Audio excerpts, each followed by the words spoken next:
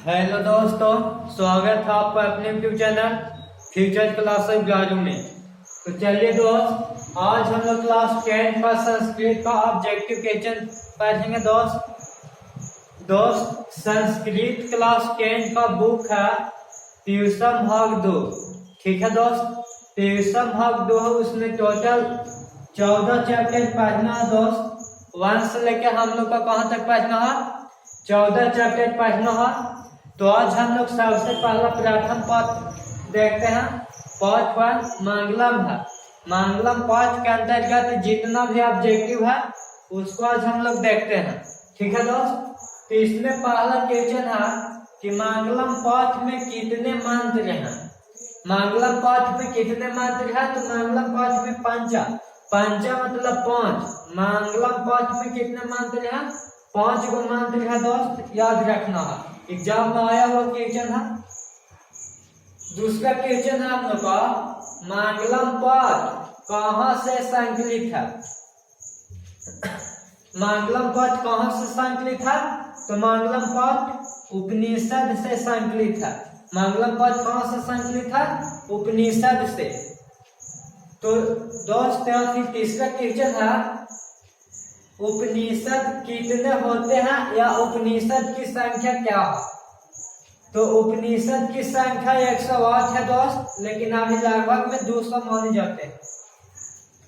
उपनिषद कितने होते हैं, उपनिषद की संख्या कितना है, तो 108 है।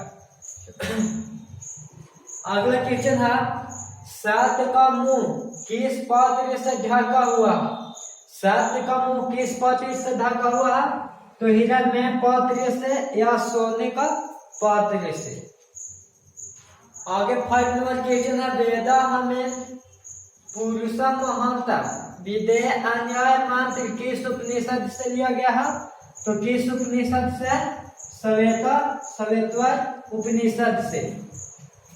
उसी प्रकार अगला 6 नंबर क्वेश्चन है, हिरण्मयेन पात्रेण सतस्या पिहितम मुखम मंत्र किस उपनिषद से लिया गया है, तो कौन सा उपनिषद है, ईशावास उपनिषद से।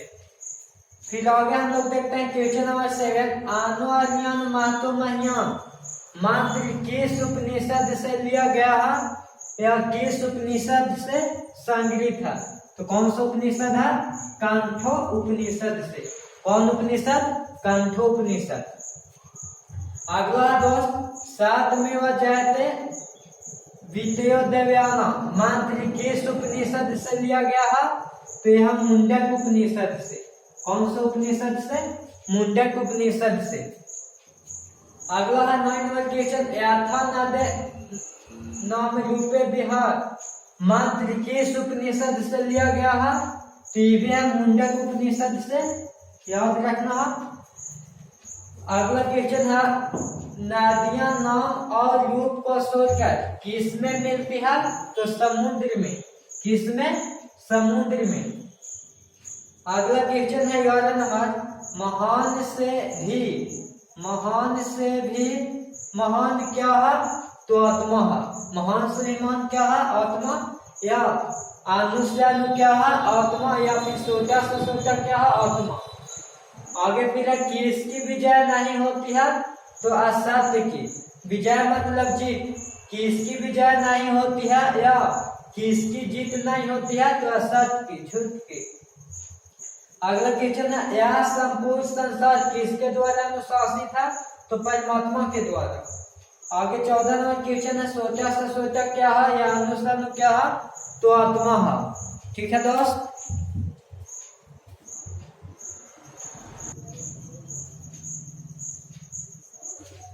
तो चलो दोस्त, अब हम देखते हैं हम लोग पाठ नंबर 2 संस्कृत क्वेश्चन भाव का। पाठ नंबर 2 है पाटलिपुत्र वैभव। पाटलिपुत्र वैभव का अर्थ होता है दोस्त, पाटलिपुत्र पाटना का प्राचीन नाम है, पुराना नाम है, और वैभव में होता है वैभव ब्राह्मण गुण, मान पाटलिपुत्र वैभव पाटना का वैभव। इसके अंतर्गत हम लोग ऑब्जेक्टिव क्वेश्चन देखते हैं दोस्त।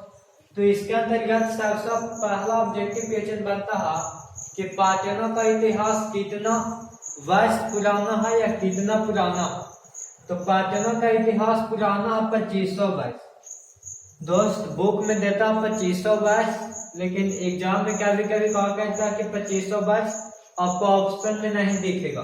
तो अगर 2500 वर्ष ऑप्शन में नहीं दिखे दोस्त तो 1500 वर्ष आप लोग का टिक आउट करना। कितना? 1500 वर्ष। अगर 2500 वर्ष ऑप्शन में नहीं रहे तो 1500 टिक करना, और अगर दोनों रहे 2500 भी रहे 1500 भी रहे तो 2500 के टिक करना। ठीक है दोस्त, कोई कंफ्यूजन होना चाहिए। पटना का इतिहास कितना वर्ष पुराना है? तो 2500 वर्ष पुराना है। अगर 2500 वर्ष नहीं रहेगा तब 1500 वर्ष मानना। अगला क्वेश्चन है कूटनीतम काव्य के कवि कौन है? तो ऐसे कूटनी से कोई भी बात हम लोग का गुप्त रहना चाहिए। बोलते हैं ना कि वो कूटनी है ओकरा से कोई बात नहीं मतलब तो गुप्त रखना चाहिए। तो कूटनीतम काव्य के कवि कौन है? तो दामोदर गुप्त। याद रखना कि कूटनी से बात हम लोग का गुप्त करना मतलब दामोदर गुप्त। फिर आगे हम लोग देखते हैं तीसरा क्वेश्चन, राजशेखर की रचना कौन सी है? तो राजशेखर का रचना है काव्यमीमांसा राजशेखर की रचना है। अगला यूनान का राजदूत कौन था? यूनान का राजदूत कौन था? तो यूनान का राजदूत मेगास्थनीज है। आगे है दोस्त 5 नंबर क्वेश्चन, मेगास्थनीज पटना किसके समय में आया था? तो मेगास्थनीज पटना चंद्रगुप्त मौर्य के समय में आया था। चंद्रगुप्त मौर्य के समय में। अगला कौमुदी महोत्सव किस ऋतु में मनाया जाता था? तो शरद ऋतु में मनाया जाता था। कौन सा ऋतु में? शरद ऋतु में। और किसके शासनकाल में? तो गुप्त वंश के शासनकाल में। अगला पटना नगर की पालिका देवी कौन है? तो पटना नगर की पालिका देवी पाटन देवी है। पाटन देवी है जो पटना नगर की पालिका देवी कहलाते हैं। आगे है दोस्त पाटल पुष्पों की पुतलिका रचना के आधार पर पटना का कौन सा नाम है? तो पुष्पुर नाम है। क्या नाम है? पुष्पुर। इसी प्रकार आगे हम लोग देखते हैं क्वेश्चन नंबर, पटना में कौमुदी महोत्सव कब मनाया जाता था? तो शरद ऋतु में मनाया जाता है, लेकिन किसके शासनकाल में? तो गुप्त वंश के शासनकाल में। अगर शरद ऋतु नहीं रहे वंश देने गए तो गुप्त वंश शासनकाल में मनाया जाता था।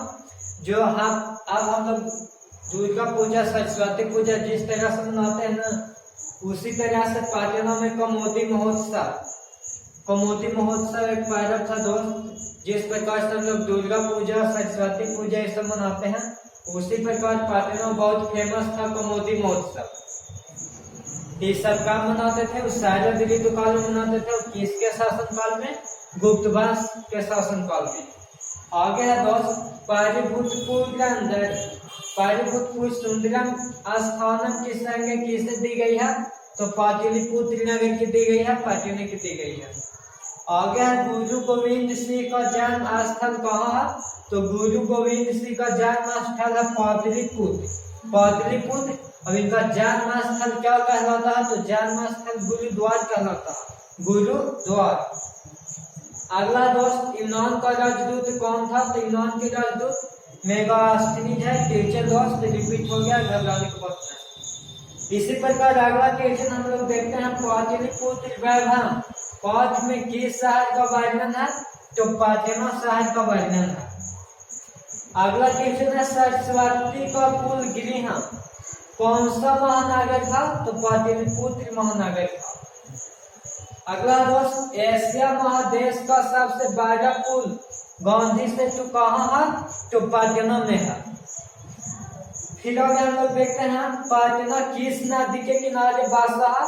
तो गंगा नदी के किनारे बसा है।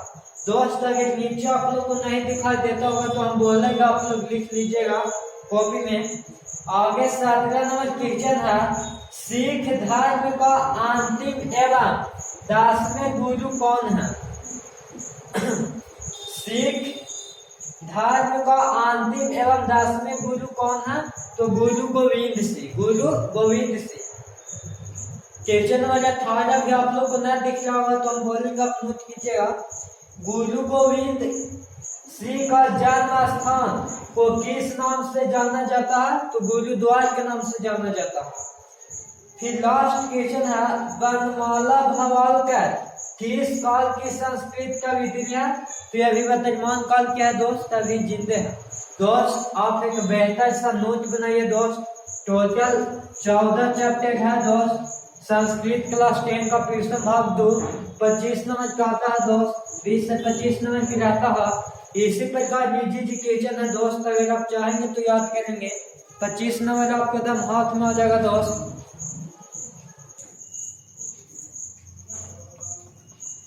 तो चलिए दोस्त आगे हम लोग देखते हैं क्वेश्चन पाठ 3। पाठ तीसरा है अलस कथा। तीसरा पाठ है अलस कथा। इसके अंतर्गत हम लोग ऑब्जेक्टिव क्वेश्चन देखते हैं। तो इसके अंतर्गत ऑब्जेक्टिव क्वेश्चन सबसे पहला हम लोग है वीरेश्वर कौन था? वीरेश्वर कौन था? तो वीरेश्वर मिथिला का मंत्री थे दोस्त। इस तरह से ऑब्जेक्टिव में देता है मिथिला के राजा भी रहता है, लेकिन हम लोग का ध्यान देना है कौन थे? मिथिला का मंत्री। आगे देखना क्वेश्चन है दूसरा, अलसाला में आग क्यों लगाई गई? अलसाला में आग क्यों लगाई गई? तो अलसाला में आग लगाई गई थी आलसियों की परीक्षा करने के लिए। आलसियों की परीक्षा करने के लिए। अगला क्वेश्चन है दोस्त, अलसगाथा के रचयिता कौन है? तो अलसगाथा के रचयिता बोले या रचनाकार बोले? अलसगाथा के रचयिता कौन है? विद्यापति। अगला क्वेश्चन है, अलसाला में आग लगने पर भी कितने लोग नहीं भागे? तो चतवारा यानी 4 लोग नहीं भागे था आग लगने पर भी। अगला क्वेश्चन है, संसार में बच्चों का सच्चा जैसा कौन है? तो संसार में बच्चों का सच्चा जैसा कौन होता? माँ यानी माता। अगला दोस्त, नीतिकार आलस को क्या मानते हैं? तो नीतिकार लोग आलस को शत्रु मानते हैं। शत्रु माने दुश्मन। अगला, वीरेश्वर कैसा था? तो वीरेश्वर कैसा? दानशील। वीरेश्वर कैसा था? वीरेश्वर दानशील था। अगला, स्थिति शौर्ला मूलही के नधवंती जनता या उक्त किस पाठ से संकलित है? तो अलस कथा से। अगला दोस्त, बनावटी आलस दिखाकर कौन भोजन ग्रहण करते थे? धूर्त लोग। अगला क्वेश्चन है, चारों आलसियों को कैसे बाहर किया गया? तो केस पकड़कर चारों आलसियों को बाहर किया गया। घर में लगी आग को देखकर कौन लोग पलायन हो गए? तो धूर्त लोग माने भाग। अगला क्वेश्चन नंबर 12, अलसगाथा पाठ किस ग्रंथ से उद्धृत है या किस ग्रंथ से संकलित है? तो पुरुष परिषद ग्रंथ से संकलित है। विद्यापति कैसे कवि हैं? तो विद्यापति मैथिला के कवि है, मैथिली कवि। कैसा कवि? मैथिली कवि। अगला दोस्त, अलसगाथा पाठ में किस दोष को सोचने की बात बताई गई है? तो अलसगाथा पाठ में हम लोग को आलस को हटा देना चाहिए, सोच देना चाहिए। अगला दोस्त, वीरेश्वर मंत्री का स्वभाव कैसा था? तो वीरेश्वर मंत्री का स्वभाव दानशील तो है ये थे, दानशील के साथ साथ कार्मिक भी थे। क्या चीज? कार्मिक भी। लेकिन अगर इस तरह से क्वेश्चन सिर्फ कि वीरेश्वर कैसा था? तो वीरेश्वर दानशील था। और अगर वीरेश्वर मंत्री का स्वभाव कैसा था? तो दानशील तथा कार्मिक। ठीक है दोस्त।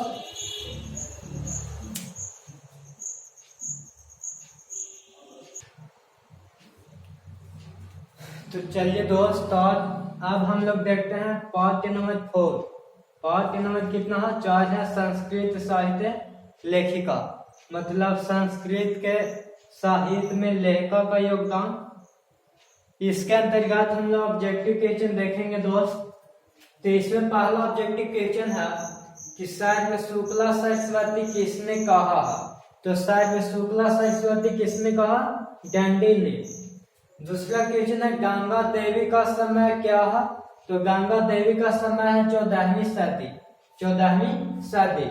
तीसरा क्वेश्चन है, आधुनिक काल की संस्कृत कवियत्री कौन है? तो आधुनिक काल की दोस्त पंडित समरराव है। आधुनिक काल के पंडित समरराव और वर्तमान काल में चेंज होता है दोस्त। आगे है, ऋग्वेद में कितनी मंत्र रचनवती ऋषिकाओं का उल्लेख है? ऋग्वेद में तो चतुर्विंशति चतुर्थ संधि मतलब होता है कितना 24। अगला दोस्त अथर्ववेद में कितनी मंत्र आती है, किसी कौन को लेखा तो 5। अथर्ववेद में 5 और ऋग्वेद में 24। याज्ञवल्क्य की पत्नी कौन थी, मंत्रई। मंत्रई थी याज्ञवल्क्य की पत्नी, जो याज्ञवल्क्य जी ने उन्हें आत्म तत्व की शिक्षा देते थे। आगे महाभारत में किस लेखक का उल्लेख मिलता है तो गार्गी का। आगे दोस्त वर्तमान काल की संस्कृत लेखिका कौन है, तो वर्तमान काल की संस्कृत लेखक को एक आपसे पूछ सकता जो है पुष्पादिशित, वनमाला भवालकर, मिथिलेश मौर्य मिश्र, इस वर्तमान काल के संस्कृत लेखक। अगला है याज्ञवल्क्य अपनी पत्नी मंत्रई को किसकी शिक्षा देते हैं तो आत्म तत्व की। अगला दोस्त विजय भट्टाचार्य किसकी पत्नी है तो चंद्रा द्वितीय की। इसी प्रकार अगला क्वेश्चन है विजयंका की शादी की कवित्री है तो 8वीं शादी के विजयंका कवि है। आगे दोस्त याज्ञवल्क्य की पत्नी मंत्रई दार्शनिक रूप का वर्णन किस उपनिषद में किया गया है तो बृहदारण्यक उपनिषद में। अगला शास्त्र में कुशल गार्गी वचनावी किसकी सभा में बैठती है तो पीटा के सभा, पीटा मतलब जनक के सभा में। अगला दोस्त लौकिक संस्कृत साहित्य में प्रथम कल्पा कौन थी तो विजयंका। अगला चालुक्य वंश का राजा कौन था चंद्रद्वितीय। चालुक्य वंश के राजा कौन था चंद्रद्वितीय। विजय भट्टाचार्य किसकी पत्नी थी चंद्रद्वितीय और चालुक्य वंश के राजा कौन था तो चंद्रद्वितीय। अगला दोस्त चंद्रद्वितीय की रानी कौन थी तो चंद्रद्वितीय की रानी कौन है विजय भट्टारिका। विजय भट्टारिका।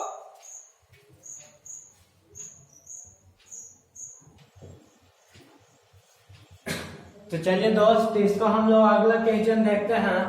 विजयंका किसको अधिक मानती है तो विजयंका अधिक विजय भट्टारिका को मानती है। अगला क्वेश्चन है किस नागर का राजा नरेश संस्कृत भाषा के संरक्षण के लिए प्रयास किया तो विजय। अगला कंपन राय की रानी कौन थी तो कंपन राय की रानी गंगा देवी थी। गंगा देवी कौन सा महाकाव्य अपने स्वामी के लिए रचना की मथुरा विजयम। अगला दोस्त गंगा देवी किस शादी की कवित्री है तो चतुर्दश के यानी 14।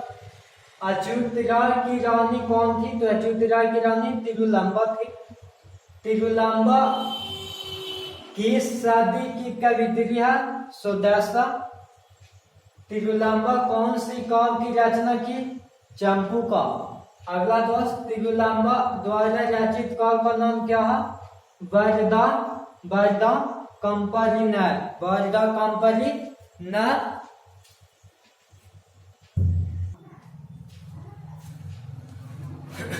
तो चलिए दोस्त आगे हम लोग देखते हैं कि पार्ट 5 है। 5वां पार्ट है भारत महिमा। बहुत ही दोस्त छोटा चैप्टर है भारत महिमा। ऑब्जेक्टिव क्वेश्चन देख लेते हैं। पहला भारत महिमा पाठ का प्रथम श्लोक किस पुराण से संकलित है विष्णु पुराण से। दूसरा भारत महिमा पाठ का द्वितीय श्लोक किस पुराण से संकलित है भागवत पुराण से। तीसरा किसके गीत देवता भी गाते हैं भारतवर्ष के। किस देश में देवता बार बार जन्म लेना चाहते हैं भारत में। अगला भारत भूमि कैसी है विशाल निर्मला वत्सला। डी में ऑप्शन देता है ए बी और सी तीनों। तो आंसर होगा डी ए बी सी और तीनों। अगला दोस्त किसकी महिमा सब जगह गाई गई है तो भारतवर्ष की। दोस्त अगर वीडियो बढ़िया लगा हुआ तो लाइक कीजिए शेयर कीजिए और इस चैनल को सब्सक्राइब कीजिए।